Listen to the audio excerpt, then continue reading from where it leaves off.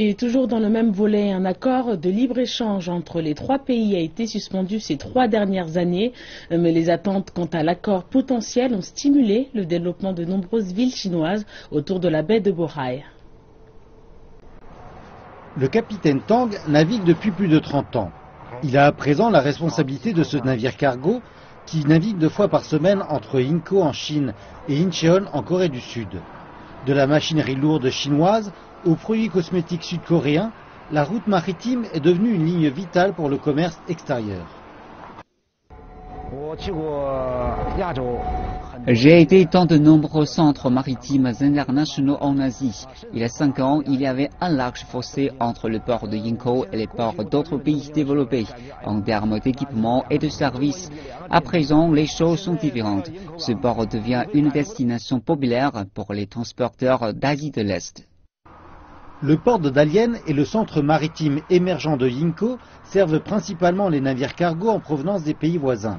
Cela les met à part des autres ports régionaux qui sont en opération depuis plusieurs années. Et parce qu'Incheon est à 200 km du port de Dalian, à l'extrémité méridionale de la péninsule, cela signifie une énorme économie de coûts par rapport au transport par voie terrestre.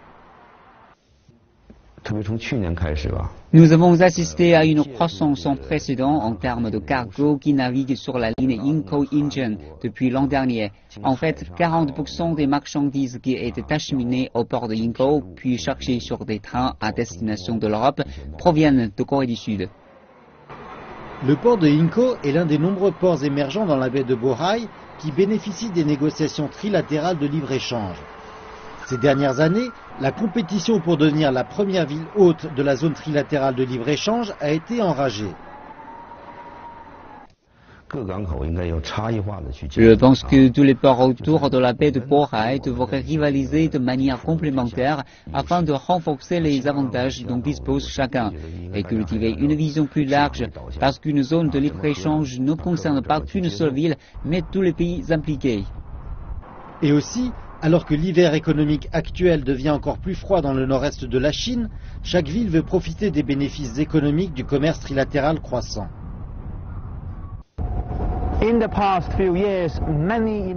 Au cours des toutes dernières années, de nouveaux ports émergents autour de la baie de Bohai, comme le port de Incheon, se sont attachés à étendre leur capacité à accueillir un nombre croissant de conteneurs et de cargos, amenés par les perspectives de l'accord de libre-échange.